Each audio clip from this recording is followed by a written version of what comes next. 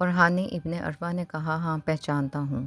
اسی وقت ہانی ابن عروہ کو اپنے دوستوں سے سرزد ہونے والی غلطی کا احساس ہوا اور وہ یہ سمجھ گئے کہ معقل نے عبیداللہ ابن زیاد کے لیے جاسوسی کی ہے۔ تھوڑی دیر خاموش رہنے کے بعد ہانی ابن عروہ نے عبیداللہ ابن زیاد سے کہا میری بات کا یقین کرو، خدا کی قسم میں جھوٹ نہیں بول رہا ہوں، میں نے انہیں اپنے گھر میں نہیں بلایا اور نہ مجھے یہ معلوم ہے کہ وہ کس ذمہ داری کے تحت آئے ہیں۔ وہ میرے پاس آئے اور میرے گھر میں سکونت اختیار کرنے کے لیے کہا۔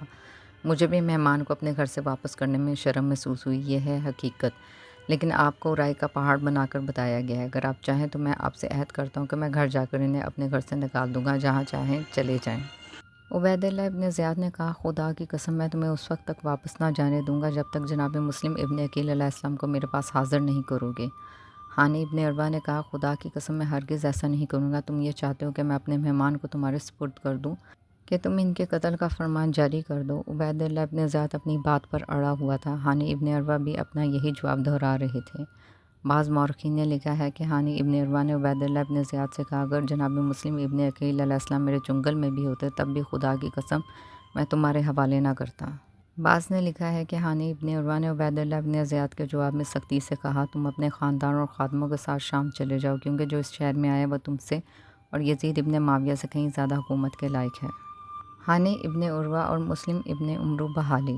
جب ہانی ابن عروہ اور عبیداللہ ابن زیاد کے درمیان بحث طول پکڑ گئی تو مسلم بن عمرو بحالی جو کہ اموی حکومت کا ہتھ کنڈا تھا، یزید ابن معاویہ نے شام سے اسے عبیداللہ ابن زیاد کے پاس بھیجا تھا۔ اس نے کہا مجھے اجازت دیجیے کہ میں ہانی ابن عروہ سے گفتگو کروں اور انہیں ناکانہ کروں تاکہ وہ جناب مسلم ابن عقیل علیہ السلام کو حوالے کر دیں۔ عبیداللہ ابن زیاد نے اس سے اجازت دے دی۔ وہ ہانی ابن عروہ کو ایک گوشے میں لے گیا۔ عبیداللہ ابھی دور سے انہیں دیکھ رہا تھا اور ان کے درمیان بلند آواز میں ہونے والی گفتگو بھی سن رہا تھا۔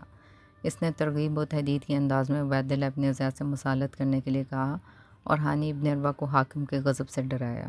مسلم بن عمرو بحالی نے ہانی ابن عروہ سے کہا آپ کو خدا کی قسم دیتا ہوں کہ خود کو خواہ مخواہ ہلاکت میں نہ ڈالیے، اپنے کو اور اپنے خاندان کو بلا میں مبتلا نہ کرو۔ یہ شخص جناب مسلم ابن عقیل علیہ السلام ان کے چچا زاد ہیں، یہ انہیں قتل نہیں کریں گے، انہیں کوئی اذیت نہیں پہنچے گی۔ آپ جناب مسلم ابن عقیل علیہ السلام کو ان کے حوالے کر دیں، اس سے آپ کی بے عزتی نہیں ہوگی۔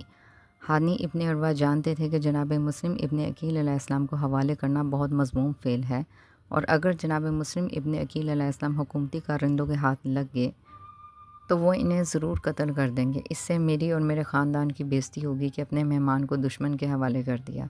لہٰذا بحالی کو جواب دیا خدا کی قسم میرے لیے اس سے بڑی کوئی بے عزتی نہیں ہے کہ میں فرزند رسول خدا صلی اللہ علیہ وآلہ وسلم کے قاصد اپنے مہمان جناب مسلم ابن عقیل علیہ السلام کو عبیداللہ ابن زیاد کے حوالے کر دوں۔